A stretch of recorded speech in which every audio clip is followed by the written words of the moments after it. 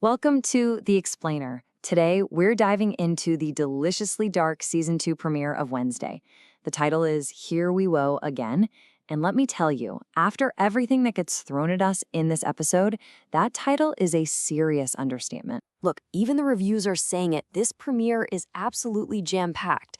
It's just a whirlwind of new mysteries, new characters, and new dangers. So our job today is to kind of organize that chaos and figure out what really matters for the rest of the season. So here's how we're going to break it all down. We'll start with Wednesday's big return, then the new people and new rules shaking things up. After that, the Addams family drama, all the new threats, and we'll finish with that absolutely terrifying final vision. All right, let's get into it. Okay, first up, we're back in the halls of Nevermore Academy, but things are different now. Wednesday isn't just the weird new girl anymore. After what happened last season, she's a full-on campus hero, which for her is pretty much the worst thing imaginable. The episode just throws us right into the action with this amazing cold open. It shows us Wednesday has not been taking a vacation. Nope, she's been busy hunting a serial killer, the Kansas City Scalper, played by Haley Joel Osment. It's the perfect way to show us she's only gotten more intense, and of course, that thing is still her #1 accomplice. So, saving the school from a monster? Yeah, that has a pretty unfortunate side effect. Fame. The minute she's back on campus, she's basically getting mobbed for selfies.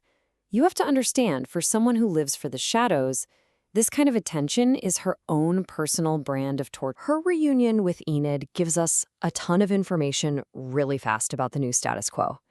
Enid's got her own ambitions now. She wants in on the Nightshades. And she's also decided she's kind of over Ajax. And Wednesday, in the most Wednesday move ever, she confirms that the phone Xavier gave her has been, well, let's just say it's been permanently decommissioned. That connection is severed. But it's not just the students who are changing. The whole foundation of Nevermore is shifting. With Principal Weems gone, there's a new person in charge, and he is ready to shake things up in a big, big way. And this brings us to the new principal, Barry Dort, who's played by the one and only Steve Buscemi. And he has a totally new philosophy for the school. The old way was basically, hide what you are, try to blend in with the normies. Dort's new mission? No more hiding. He wants to put the outcasts right out there, front and center. So the campus is filling up with these new, powerful personalities. You've got Dort, who seems pretty ambitious. You've got Isidore Capri, a new super intense music teacher. Bianca gets roped into being a student leader for Dort's big plans. And here's the big news. Xavier Thorpe is gone.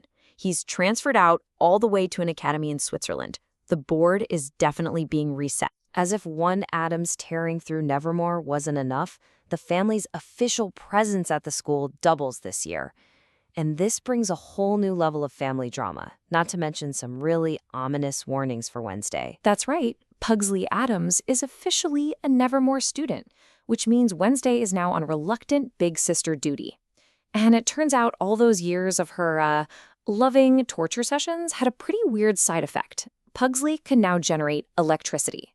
And in a twist that's just perfect, his new roommate is Eugene. While she's watching Wednesday, Morticia turns to Gomez and drops this absolutely chilling line. It's so clear that whatever Wednesday is going through is reminding her of a really dark chapter from the Addams family's past, and she is terrified. And that one line just sets up this huge family mystery for the season. Who is Ophelia?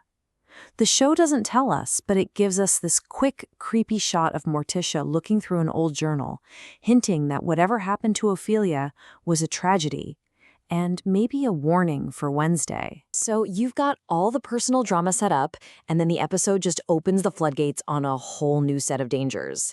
It seems Wednesday isn't just famous anymore. She's an active target, and the body count in Jericho is about to start rising again. First off, that stalker from last season's finale, they are back and they are not messing around. They immediately escalate their game, going from shooting an arrow into her room to stealing her manuscript, which is a huge violation, and then luring her into an actual bonfire. This is personal. But the stalker is just one piece of the puzzle.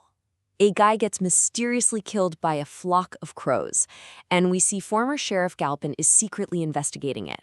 Then, just to make things crazier, Pugsley's new electric powers accidentally bring a dead body with a clockwork heart back to life. So that's a stalker, a new murder, and a Frankenstein-style monster, all in one episode. And all of this, every single crazy plot point, builds to the episode's final heart-stopping moments.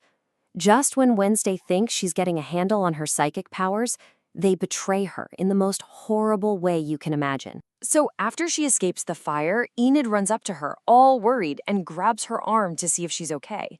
But that simple touch triggers a psychic vision so violent that Wednesday literally convulses, with black tears streaming down her face. The power she's been trying to master has completely turned on her. So, what did she see that's so awful? She sees a cemetery. She sees a gravestone. And on that gravestone is Enid's name. And then she hears Enid's voice, full of accusation, saying those exact words. It's your fault that I died. And that is the absolute gut punch of a cliffhanger they leave us on. The premiere takes the most important relationship in the entire show and turns it into this terrifying prophecy. Is this a future that's set in stone? Or can Wednesday stop it? Is she destined to cause the death of her very best friend? I guess we're all going to have to keep watching to find out.